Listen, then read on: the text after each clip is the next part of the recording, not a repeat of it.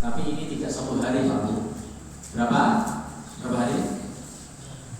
30. Tergantung ya, hilangnya nanti. Atau hisabnya. Kalau Muhammadiyah ini sudah tahu ini, punya kalender abadi. Tahun ini berapa hari Pak? Ya Muhammadiyah. Berapa hari? 30 hari. Nah, mereka sudah memutuskan saudara kita dari Muhammadiyah yaitu 30 hari. Saudara NO belum. Ya, nanti nunggu hilal. Baik 29 atau 30 itu sebenarnya tidak sedikit dari sisi kita kelaparan selama itu. Tapi ketika panjenengan lulus berhari-hari, siang hari capek-capek kok meninggalkan yang halal, maka insya Allah keluar dari Ramadan la'alakum tattaqun, kita mendapat label tertinggi yaitu takwa, dan tidak masuk surga orang yang tidak bertakwa, dan tujuan utama setelah ridho Allah Subhanahu wa taala adalah surga Allah Subhanahu wa taala. Sebelum memasuki ke fikih, kita sebutkan fadilahnya dulu. Fadilah dari bulan Ramadan dan puasa secara khusus. Masyaallah muslimin wal muslimat, azza wa jalla. Bulan Ramadan merupakan bulan yang diberkahi. Bulan yang diberkahi. Rasulullah bersabda, "Laqad ja'akum syahrul Ramadan."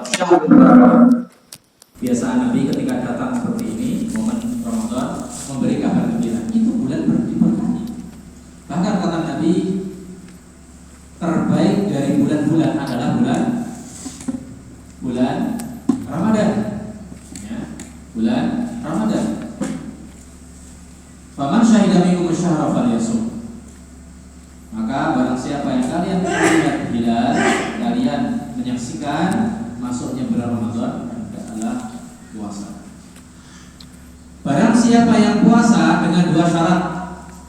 Pertama, yakin, iman bahwasanya Allah mensyariatkan, bahwasanya Allah mewajibkan. Syarat yang kedua, dia ikhlas lillahi ta'ala, mencari pahala, bukan pamer, bukan ikut-ikutan. Maka kompensasinya panjenengan bersih seperti bayi baru lahir. Bersih dari apa? Dari dosa.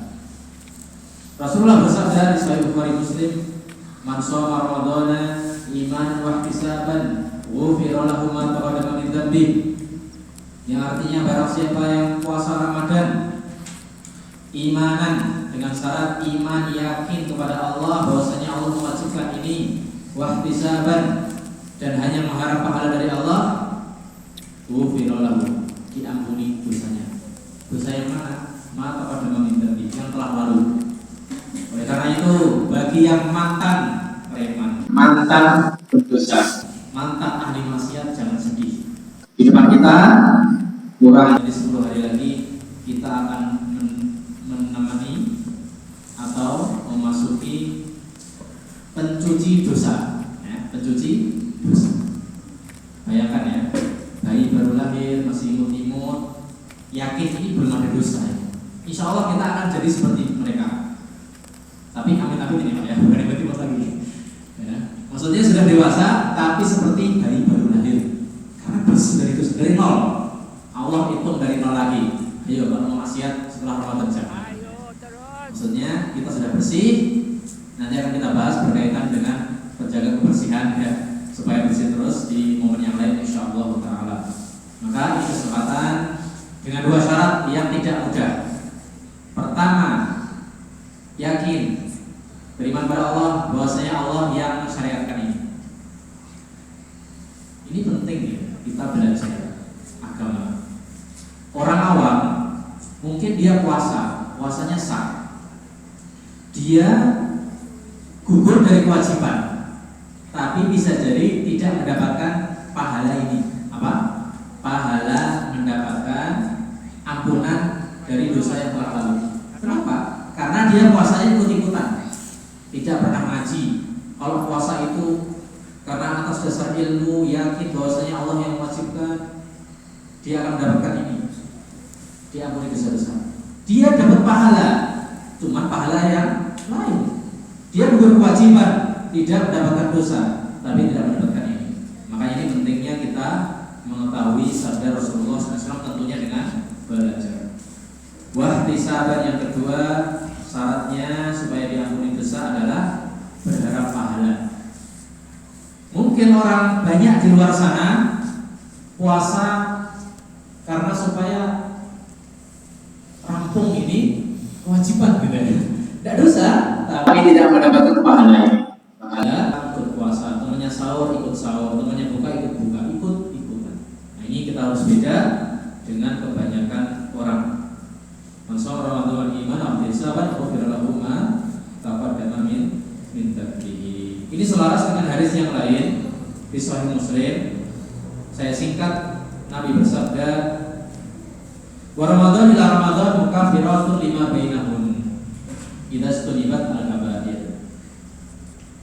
Ramadan dengan Ramadan, panjenengan sudah puasa tahun lalu dan akan puasa bulan ini atau tahun ini, maka menghapuskan dosa-dosa di antara keduanya selama dia tidak berdosa dari dosa besar.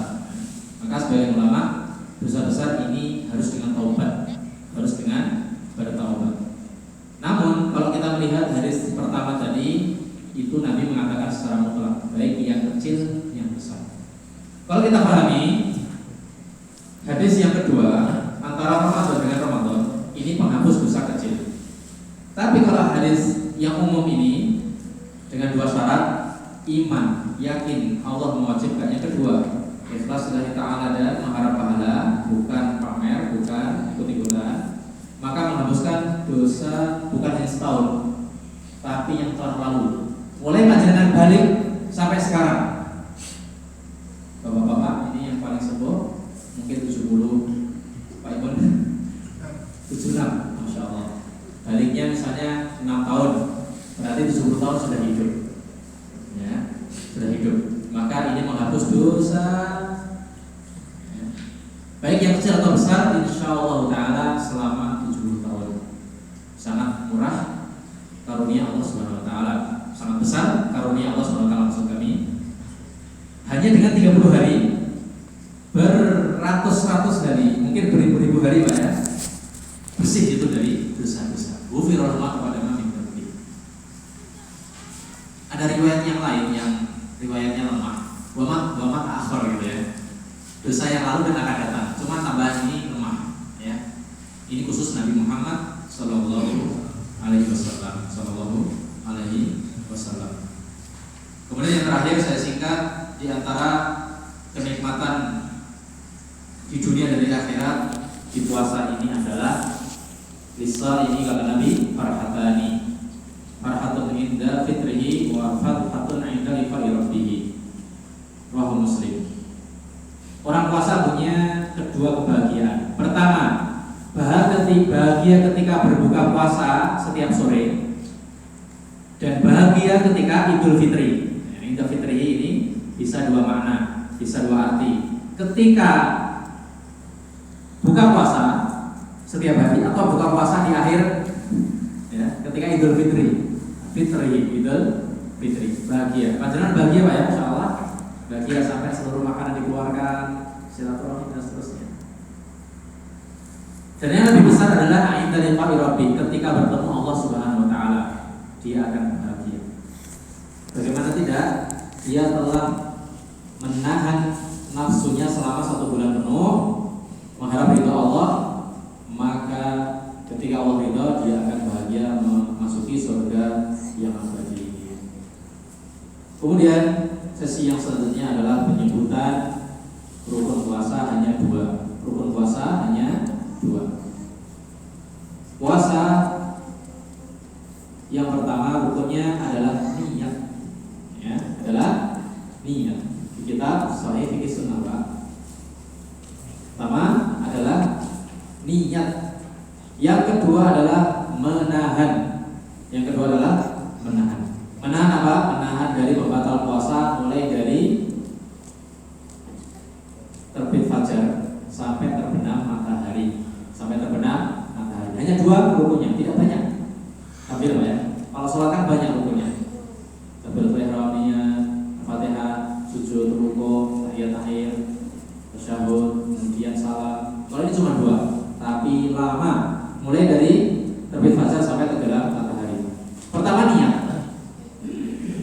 ini harus diucapkan menurut mayoritas ulama setiap malam. Panjenengan cukup 1 detik khususkan untuk niat. Mulai pada maghrib sampai sebelum subuh. Cukup 1 detik saja. Cukup. Misalnya sekarang ini ya, bismillah besok puasa, sudah cukup niat. Tidak perlu diulang. Kalau mau ulang, monggo. Atau sebelum tidur, atau pada isya, atau ketika sahur. Yang penting sebelum subuh. Karena Nabi bersabda, malam yubayyitin niyah atau malam yubayyitin siyam fala siyama lahu.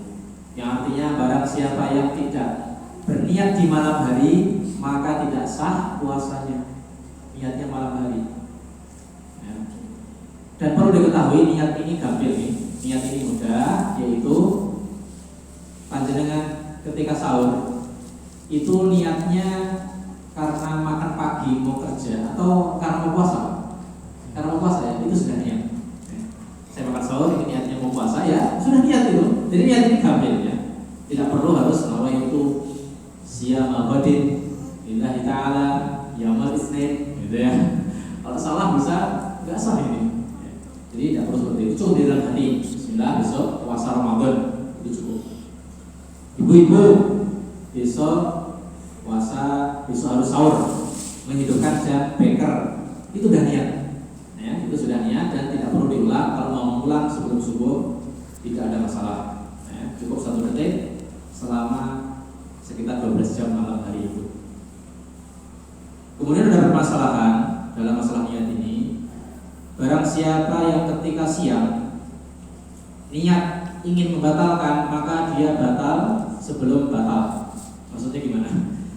Saya jam 7 pagi niat jam 12 ingin membatalkan puasa dengan cara makan misalnya. Maka di detik itu juga menurut mazhab Syafi'i dan sebagian Hambali maka batal puasanya walaupun belum makan. Kenapa? Karena dia telah merusak niat. Maka niat ini hendaklah dibiarkan saja berjalan. Tidak perlu diotak-atik. Tidak perlu diotak-atik. Sebagian ulama membatalkan niat ingin batal. Dia belum nyampe jam 12 siang, belum makan.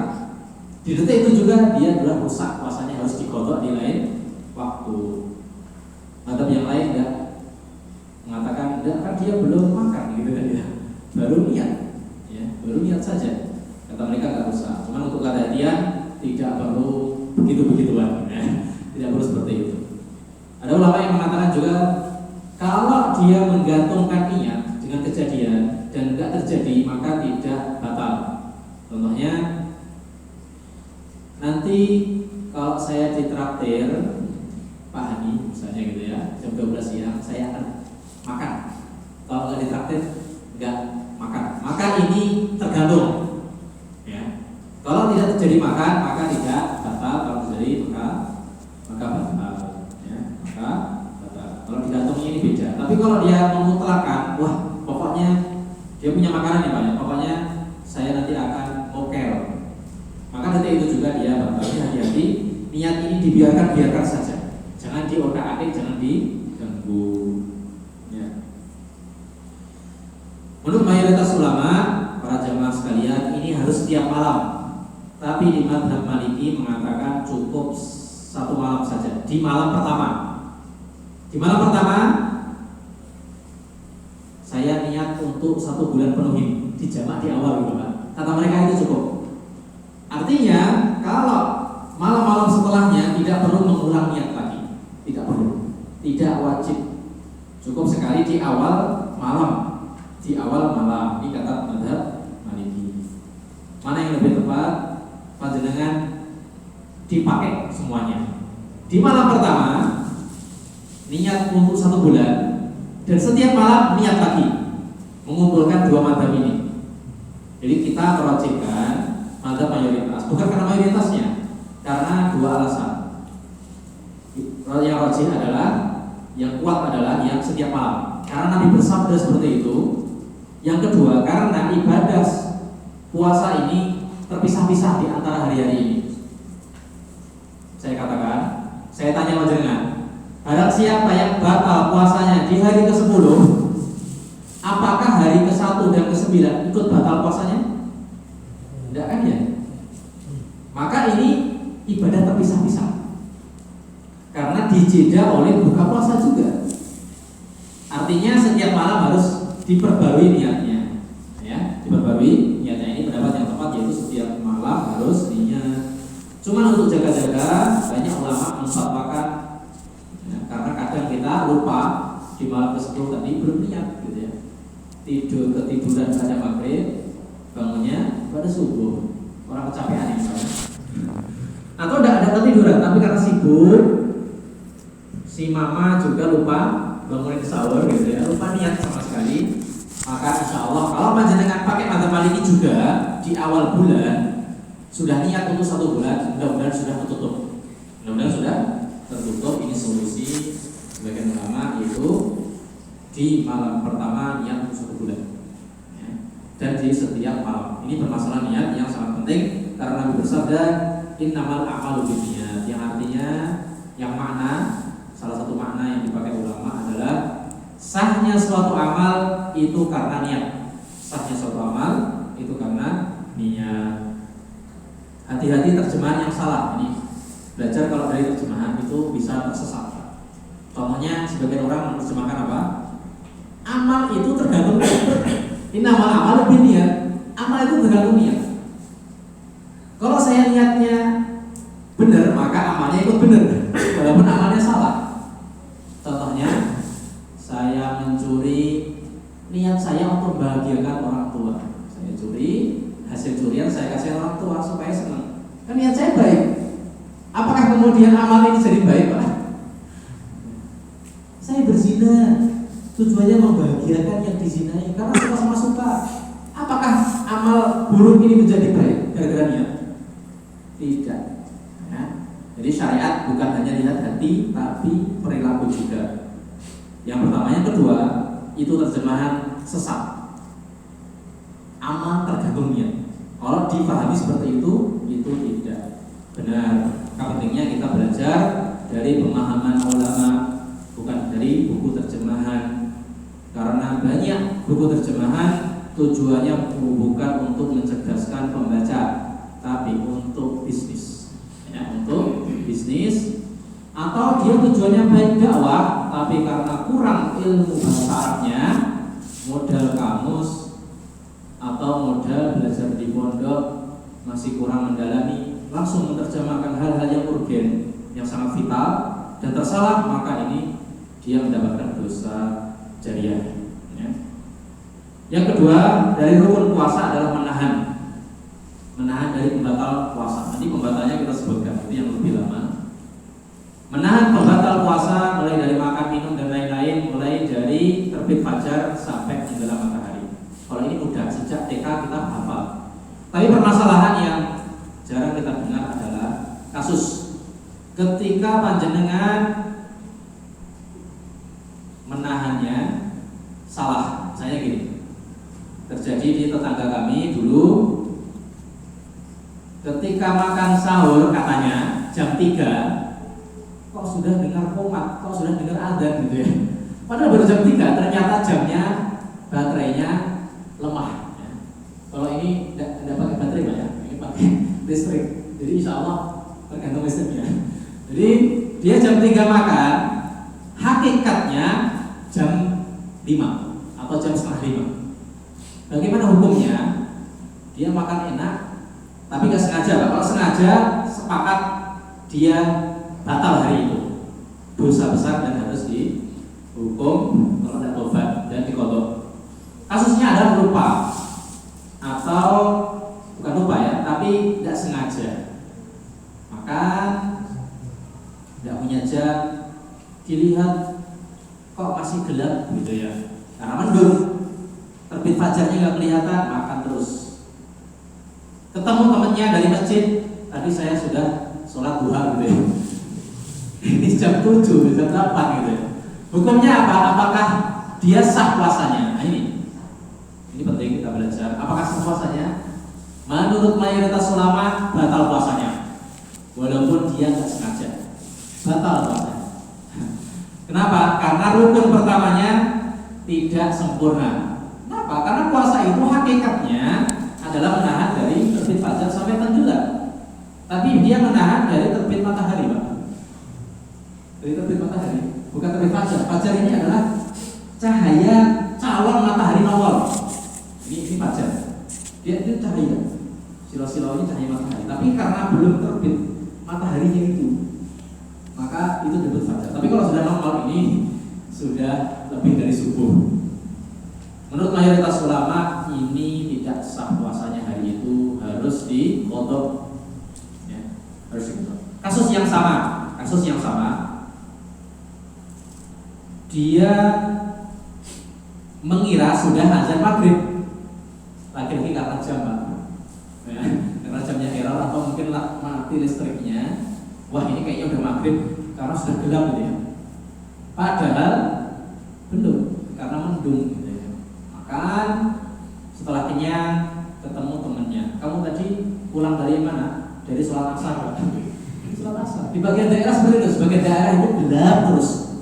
Di mana? Di lereng Gunung Lawu, Tawangmangu atau ya, disitulah daerah situ. Saya lewat situ kok gelap terus ini. Padahal siang hari, Pak, hati-hati. Karena sebagian orang yang kurang mampu, tidak punya jam, tidak punya HP, mereka menggunakan matahari. Hati-hati. Menurut mayoritas ulama, orang ini batal puasanya karena belum waktu maghrib sudah makan, walaupun tersalah. Ya. Dia tidak dosa, karena tersalah, tapi puasanya tidak sah. Nah, itu bedanya. Pendapat yang kedua, dengan dua kasus tadi, yaitu ya, makan pagi tidak sengaja ya, atau kecepatan bukannya, menurut sebagian mazhab Hambali sah puasanya dengan alasan dalil yang lumayan kuat. Pertama, Allah berfirman di akhir surat Al-Baqarah ayat berapa, Bu? Pokoknya akhir surat Al-Baqarah. Al-Baqarah berapa ayat? Itu di surat tersebut, di ayat tersebut. Yang sering kita dengar, Allah mengajari doa, Rabbana la tu'akhidna in nasina aw akhtana. Yang artinya, wahai Rabb kami, jangan hukum kami kalau kami tersalah. Jangan hukum kami dengan cara dosa, dengan cara mengqadha gitu ya. Ini pemahaman mereka. Karena Allah mengangkat hukuman dari orang yang tersalah, maka tetap sah Ramadannya, tetap sah puasanya maksudnya. Dalil yang kedua, Nabi kita bersabda, Inna Allah tajawaza ummati al-khata wa nisyan wa mastukrihu alaihi. Yang artinya Allah mengangkat dosa orang yang tersalah, lupa dan dipaksa. Tersalah, lupa dan dipaksa. Kalau lupa jelas, dipaksa jelas. Dipaksa, ayo minum, ditodong senjata, tetap sah puasa. Dan yang pertama, ketika tersalah, ini intinya di sini. Ketika dia tersalah, buka belum pada waktunya, maka tetap sah puasanya. Ini mazhab yang lain. Mana yang benar? Wallahu bishawab. Ya, dari sekarang untuk masalah ini saya masih ragu mana yang lebih tepat. Cuman lebih baik panjenengan qadha saja. Ya, lebih baik ada di qadha untuk kehati-hatian, karena dalil-dalil tadi kalau kita telusuri sebenarnya yang diangkat hanya dosanya. Hanya dosa diangkat karena tersalah. Tapi kewajiban masih ditanggung dia, masih di pundak dia untuk menyempurnakan puasanya. Karena Allah berfirman, ya, wa kulu washrabu hatta yatabayyana lakum al-khaytul abyadu min al-khaytil aswadi min al-fajr. Tsumma atimus siyama ila al-lail. Ya, artinya makan minumlah sampai terbit fajar. Kemudian sempurnakan sampai malam, sampai maghrib. Ini monggo perintah yang tegas di surat Al-Baqarah. Namanya puasa itu seperti itu, terbit fajar sampai tenggelam matahari. Wallahu a'lam. Karena sudah ada, saya singkat untuk pembatal puasa di pertemuan setelahnya insyaallah taala. Di antara ada pada puasa yang perlu kita lakukan. Yang pertama adalah sahur. Walaupun sahur ini tidak wajib, ibu-ibu dan bapak-bapak. Kenapa saya sebut ibu? Karena biasanya ibu-ibu yang menyiapkan sahur. Bapak-bapak tinggal makanan enak ya. Maka janganlah kita mendolimi istri kita. kita sabar dengan omelan mereka gitu. Karena Nabi pernah bersabda di Sahih Muslim, orang itu nggak berakal kalau siang hari istri dipukuli, malam hari digauli, malam hari kemudian digauli. Seakan-akan dia butuh atau lemah lembut ketika butuh saja, ketika nggak butuh dikerasi. Ya, janganlah seperti itu. Maka kita harus bersabar terhadap mereka. Ibu-ibu yang menyiapkan sahur, sahur hukumnya apa? Sunnah, tidak sampai wajib. Tapi sahur ini manfaatnya sangat besar. Pertama, mendapatkan barokah. Nabi bersabda di Sahih Muslim, tasaharu fa inna bisahuri barokah. Sahurlah karena di sahur itu ada keberkatan. Yang kedua, Rasulullah SAW bersabda yang maknanya perbedaan puasa kita dengan orang terdahulu, dengan ahli kitab adalah makan sahur. Jadi ini ada bocoran dari Nabi. Ahli kitab Yahudi Nasrani itu kalau puasa tidak sahur, maka kita harus beda dengan mereka, yaitu dengan cara sahur. Ya, dengan cara sahur. Ya. Yang ketiga, sahur ini menguatkan ibadah kita di siang hari. Jadi di siang hari kita punya banyak kewajiban. Yang paling utama sholat 5 waktu. Yang kedua, bagi bapak-bapak bekerja, ibu-ibu rumah tangga dibereskan, bersih-bersih, mencuci dan sebagainya, itu butuh tenaga. Karena orang yang puasa rebahan saja, ini kualitasnya kurang baik. Kecuali kalau dia bangun bawaannya maksiat, maka tidur lebih baik. Gitu. Maka ini ada perkataan orang, bukan hadis Nabi SAW ya, atau hadis palsu, tapi dalam kondisi tertentu benar. Yaitu apa? Naumus shaim ibadah. Tidurnya orang puasa itu ibadah. Maksudnya apa? Dari sisi sanad ini lemah, tapi dari sisi arti makna benar kalau pada tempatnya. Apa tadi hadisnya atau perkataannya? Tidurnya orang puasa itu ibadah. Maksudnya apa? Maksudnya benar kalau orang ini kalau bangun bawaannya makan minum, bawaannya maksiat, pokoknya nggak tahan.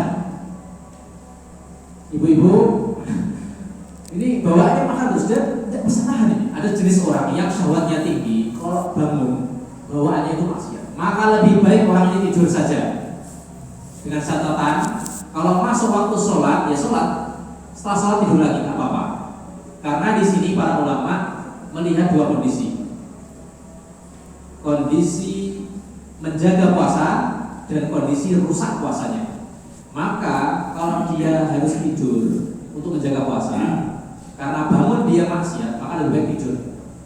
Terutama orang yang baru masuk Islam, terutama orang yang ahli maksiat baru bertobat. Mereka berat, betul berat sekali kalau harus bangun terus melihat maksiat yang selama ini dia lakukan karena sudah kecanduan, maka lebih baik tidur saja, tidak apa-apa.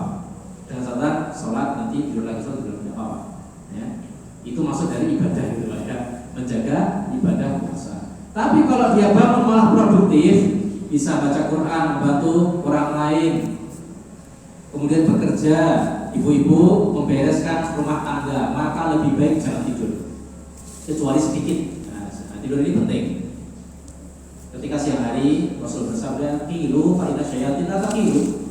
Tidurlah siang karena syaitan tidak tidur siang. Jadi kita diperintahkan untuk menyelisihi syaitan. Kita diperintahkan untuk menyelisihi ahli kitab. Nabi bersabda yang dihasankan oleh Syekh Albani, yang artinya tidurlah siang karena siang ini penting ya. Karena siang ini syaitan tidak tidur. Di samping kita taat kepada Nabi, sunnah tadi, tidur siang itu penting supaya sholat tahajud, sholat tarawihnya tidak mengantuk. Jadi penyebab kita ngantuk ketika tarawih apa Pak? Karena tidak tidur siang. Yang kedua kekenyangan ketika buka, ya ketika buka puasa. Kadang orang buka puasanya sedikit, ya kekenyangan, tapi karena belum tidur siang, walaupun sedikit, kecapean siang hari bekerja, maka ibadah malamnya kurang sempurna. Itu sahur. Yang terakhir permasalahan sahur. Sahur ini sebuah waktu, bukan hanya sekedar makan, tapi waktu. waktu tertentu di waktu sahur. Waktu sahur itu kapan? Mepet sebelum subuh. Artinya panjenengan kalau makan sahur, ya, ini pengennya sahur Pak, tapi sebelum tidur Pak, saya makan sahur sekarang lah, takut nanti nggak bangun, maka dia tidak dikatakan makan sahur. Tidak apa-apa, tidak dosa, tapi tidak mendapatkan pahala makan sahur, karena sahur ini adalah makan di waktu sahur. Ya.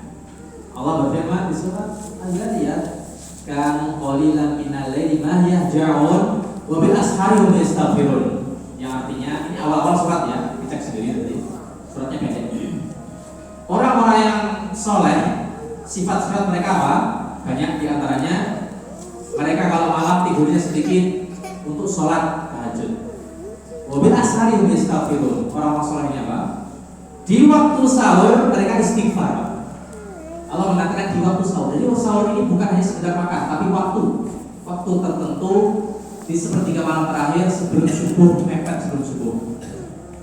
Ulama beda pendapat. Ada yang mengatakan 15 menit sebelum adzan, ada yang mengatakan setengah jam, ada yang mengatakan 45 menit.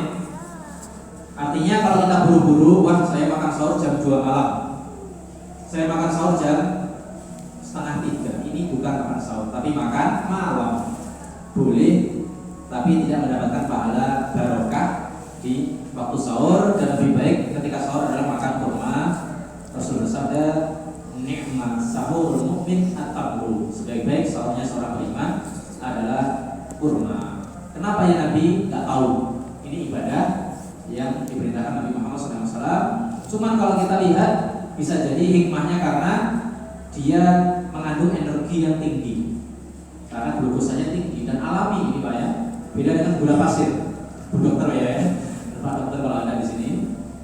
Ya, jadi alami, gulanya alami, dan gula ini salah satu sumber energi utama dalam beraktivitas, dalam berenergi. Ini sangat penting sekali, yaitu gula yang keluar dari kurma, ya, yang manis. Walau bisawab itu sahur. Yang kedua diantara adab yang sangat penting, tadi sahur sekarang buka. Buka puasa ini tidak apa-apa, boleh diakhirkan, tapi sunnahnya segera. Panjenengan sudah paham, tapi perlu kita ingatkan, kalau sudah yakin masuk waktu maghrib, segera buka puasa. Rasulullah bersabda, "La yazalun nasu bi khairin ma'ajjalul fitrah." Manusia, orang yang puasa itu masih dalam kebaikan selama mereka menyegerakan buka puasa, selama mereka mengerjakan berbuka puasa. Wallahu a'lam. Ya. Kemudian yang ketiga, sebelum yang ketiga, yang kedua, buka puasa tentunya dengan sunnahnya dengan yang manis, maksudnya kurma lagi ya. Karena dalam suatu hadis Rasulullah bersabda, yang artinya sebaik-baik buka itu adalah kurma atau rutab, kurma yang muda, kurma yang seger. Kalau nggak punya, baru kurma yang tua, kurma yang biasanya diawetkan itu. Kalau nggak punya juga, Pak, yahsu salah sahasaya, maka minum air putih cukup, ya, tidak teguk atau lebih sedikit tak apa-apa. Itu sunnah ketika buka puasa. Jadi buka puasa ini jangan langsung yang berat. Tapi saya nggak tahan, sebelum sholat maghrib ingin segera makan nasi, nggak apa-apa. Tapi ya, kalau terpaksa apa-apa. Tapi didahulukan dengan kurma dulu, kurma dulu. Kalau nggak punya, baru air putih. Tapi saya ingin air putih atau ingin es langsung, monggo. Tapi tidak mendapatkan sunnah Nabi Muhammad SAW. Ya, karena hikmah yang dipetik para dokter, kalau kurma dulu maka tubuh ini mempersiapkan sebelum dimasuki sesuatu yang berat berupa air, sedikit saja. Makanya bayi itu sunnahnya dikasih kurma, teknik kurma, karena ini menghangatkan tubuh, menyiapkan sebelum diberi sesuatu yang lain. Tapi kalau nggak punya, maka air putih ya, bukan susu. bukan dawet Pak. Boleh itu, tapi sunnahnya air putih karena air putih ini ringan. Adapun sesuatu yang ditambahi pemanis buatan, kentalnya, santan, apalagi macam-macam itu, warna-warni, osong dan sebagainya boleh, tapi itu tidak sunnah. Di samping itu memberatkan ya, badan ini. Kemudian ketika buka, sunnahnya berdoa. Doa yang paling sahih bukan Allahumma lakal hamdu ketika itu, wa ala rizqi aftartu birahmatika arhamar bukan itu. Itu lemah hadisnya. Yang sahih adalah hadis dhahabat dhama'u wa btalatil uruqu wa sabata ajr insyaallah. Apa ya? Kapan diucapkan? Ulama beda pendapat. Ada yang mengatakan diucapkan ini sebelum buka. Ada yang mengatakan setelah buka dulu. Jadi setelah minum, setelah buka baru doa itu tadi Pak. Jangan kebalik. Ini pendapat sebagian ulama. Kenapa? Karena hadisnya kalau kita baca, Rasul mengajarkan gini. Dhahabat dhama'u, itu doanya ya. Telah hilang dahaga. Hilang dahaga itu sebelum minum atau setelah minum? Setelah minum. Berarti doa ini dibaca setelah minum. Setelah minum. Waqtalatil uruqu, dan urat-urat ini sudah basah. Basahnya kapan? Setelah minum. Ya. Wasabatal ajru, dikasih pahala kalau sudah selesai puasanya. Kalau belum rampung puasa, belum buka kan belum. Ya. Dhahabat dhama'u, ya. Wasabatal ajru. Ini setelah makan, setelah minum. Ada yang mengatakan enggak, ini sebelum. Karena doa itu sebelum melakukan. Monggo yang mana? Panjenengan pakai yang mana? Karena ini sunnah, tidak terlalu ketat. Bahkan kalau kita lupa juga tidak dosa. Tapi tentu kita tidak boleh meremehkan sunnah dari Rasulullah SAW. Yang terakhir, ketika buka puasa ini waktu mustajab doa. Ya. Jadi waktu mustajab doa ini ada dua tadi. Jadi pertama ketika puasa, yang kedua ketika buka. Rahasia ilahi dan nabawi kalau panjenengan tidak di dalil yang lain, Allah dan Rasulnya itu menempatkan waktu istijabah itu di waktu-waktu yang banyak orang lalai. Ya. Banyak orang lalai. Kapan? Contohnya ketika waktu asar hari Jumat. Yang kedua antara Hajar Aswad dan pintu Ka'bah. Ini sangat sering sekali banyak orang lalai.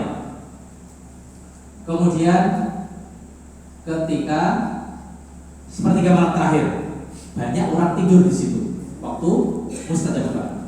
Yang selanjutnya antara adzan dan iqamah banyak orang lalai di situ. Yang terakhir ketika buka puasa banyak orang lalai nggak Pak? Bu? Lalai karena kita sibuk melahap, Allah sibuk balas dendam. Ya. Maka ini makan kita sibuk ya. Ini yang mana dulu? Bingung saya, perut saya cuma satu. Lupa dia doa. Maka Allah Rasul menyempatkan tempat-tempatnya yang banyak orang lalai. Sampai Imam Syafi'i melantunkan suatu perkataan yang terkenal itu, ya. Wada wa an dzikrika al-ghafilun. Dan banyak orang di sana yang lalai di situ, maka saya zikir kepada Allah Subhanahu wa taala. Tapi perlu diketahui, kata Syekh kami, Syekh Mustafa Nawawi mengatakan, beliau mengecek dua dalil bahwasanya doa orang yang puasa, sedang puasa dan doa orang yang sedang buka puasa, dicek ternyata dalil lebih kuat, yaitu sikap mustajabnya doa yang sedang puasa. Kapan waktunya? Antara pagi sampai malam, ba'da subuh sampai sebelum maghrib. Itu waktu mustajab karena ada dalil yang lain seperti itu. Disandingkan dengan dalil ketika safar. Karena orang safar, kata Nabi, itu juga mustajab. Doanya banyak orang lalai di situ, wallahu bisawab. Maka jangan lupa doa di samping doa yang diajarkan Nabi tadi, doa yang lain ketika buka. Ketika banyak orang lalai di situ, kesempatan karena Allah melihat, oh banyak lalai, kok panjenengan wallahu bisawab, makanya mustajab. Doa apapun, doa sabut jaga, doa ingin ditambahkan rezeki, umur yang panjang berkah dan seterusnya, insya Allah mustajab. Demikian, mudah-mudahan dirahmati Allah Subhanahu wa taala. Sebenarnya ada tema tambahan di pertemuan ini, yaitu puasa merupakan sarana tazkiyatun nafas, membersihkan diri. Saya singkat, sudah saya sebutkan tadi. Konteksnya adalah ketika seseorang berpuasanya kualitas yang syaratnya sudah saya sebutkan, maka otomatis dia bersih dirinya dari apa? Dari dosa. Puasa merupakan sarana tazkiyah nafas, membersihkan diri. Demikian, barakallahu fikum. Kita lanjutkan pekan setelahnya. Pekan terakhir kita akan membahas di pekan tersebut, yaitu pembatal puasa, kemudian tentang perbedaan pendapat sholat tarawih 11 rakaat, 13, 23, dan kapan waktu yang tepat, kemudian hukum atau fikih zakat fitri, apakah boleh di bulan Ramadan atau di akhir bulan Ramadan atau di awal, dan seterusnya. Kemudian terakhir fikih sholat Id, ada badatnya, sunah-sunahnya, dan seterusnya. Mudah-mudahan kita dalam beramal soleh diridhoi Allah Subhanahu wa taala sesuai tuntunan Nabi Muhammad SAW dan ikhlas lillahi taala. Kita tutup sementara, kita lanjutkan sesi tanya jawab. Dan sesi tanya jawab nanti saya tidak buka pertanyaan karena pertanyaan masih numpuk yang telah lalu dan yang baru tadi. Ya, dan yang baru tadi melewati WA. Kalau kita jawab ini dulu. Wassalamualaikum warahmatullahi wabarakatuh.